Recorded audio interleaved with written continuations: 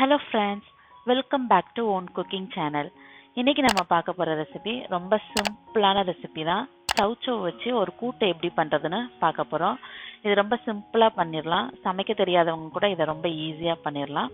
இப்போ நம்ம இத எப்படி பண்றதுன்னு பார்த்துடலாம் வாங்க.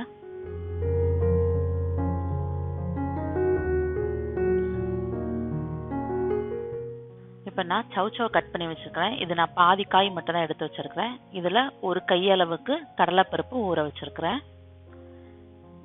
இப்போ ஒரு குக்கர்ல நம்ம ஊற வச்சிருக்கிற கடலை பருப்பை போட்டுக்கலாம். அதுக்கு மேல நம்ம கட் பண்ணி வச்சிருக்கிற காயமும் போட்டுட்டு கொஞ்சம் பெருங்காயத்தூள் சேர்த்துக்கலாம். ஒரு பிஞ்ச் மஞ்சள் தூள் சேர்த்துக்கோங்க. இப்போ இந்த காயும் பருப்பு வேகிறதுக்கு ஒரு கப் தண்ணி சேர்த்துக்கலாம். இப்போ காரத்துக்கு தேவையான அளவு மிளகாய் தூள் சேர்த்துக்கலாம். இதுக்கு ரொம்ப காரம் தேவைப்படாது, அதனால நான் 3/4 டீஸ்பூன் மிளகாய் தூள் சேர்த்துக்கிறேன். சேர்த்துட்டு இதை நல்லா மிக்ஸ் பண்ணி விட்டுக்கோங்க. இப்போ மூடி போட்டு மீடியம் ஹீட்ல 2 விசில் வரைக்கும் வச்சு வேக வச்சு எடுத்துக்கோங்க. அது வேகிறதுக்குள்ள வச்சுக்கலாம்.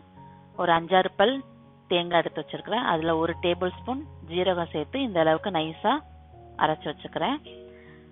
இப்போ நமக்கு காயும் பருப்பும் நல்லா வெந்துட்டு இதை நல்லா கரண்டியை வச்சே நல்லா மசிச்சு விட்டுக்கோங்க.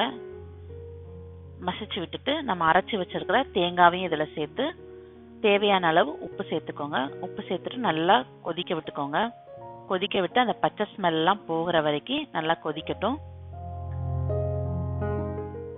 இப்போ நல்லா கொதிச்சுட்டு பச்சை ஸ்மெல் போயிட்டு இப்போ நம்ம ஸ்டவ் ஆஃப் பண்ணிக்கலாம்.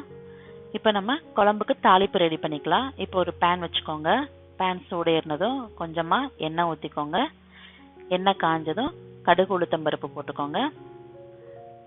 அது நல்லா பொரிஞ்சதும் கறிவேப்பிலை அப்புறம் குட்டி குட்டியாக கட் பண்ணி வச்சுருக்கிற வெங்காயமும் போட்டு நல்லா கோல்டன் ப்ரௌன் கலர் வர வரைக்கும் நல்லா ஃப்ரை பண்ணிக்கோங்க. இந்த அளவுக்கு நல்லா ஃப்ரை ஆனோடனே இதை நம்ம குழம்புல எடுத்து ஊற்றிக்கலாம். இந்த கிறிஸ்பி ஆனியனோட நம்ம இந்த கூட்டு சாப்பிடும்போது டேஸ்ட்டு சூப்பராக இருக்கும். இது ரைஸ், இட்லி, தோசை எல்லாத்துக்கும் சூப்பர் காம்பினேஷனாக இருக்கும். கண்டிப்பாக வீட்டில் ட்ரை பண்ணி பாருங்கள். ட்ரை பண்ணி பார்த்துட்டு உங்கள் ஃபீட்பேக் எனக்கு மறக்காமல் கமெண்ட் பண்ணுங்கள். ஓன் குக்கிங் சேனல் உங்களுக்கு ரொம்ப பிடிச்சிருந்தா சேனலை சப்ஸ்கிரைப் பண்ணிக்கோங்க. அப்படியே பக்கத்தில் இருக்கிற பெல் பட்டனை கிளிக் பண்ணிக்கோங்க. ஓகே ஃப்ரெண்ட்ஸ், நெக்ஸ்ட் ஒரு இன்ட்ரெஸ்டிங்கான ரெசிபியோட நான் உங்களை மீட் பண்ணுறேன். அது வரைக்கும் பாய்.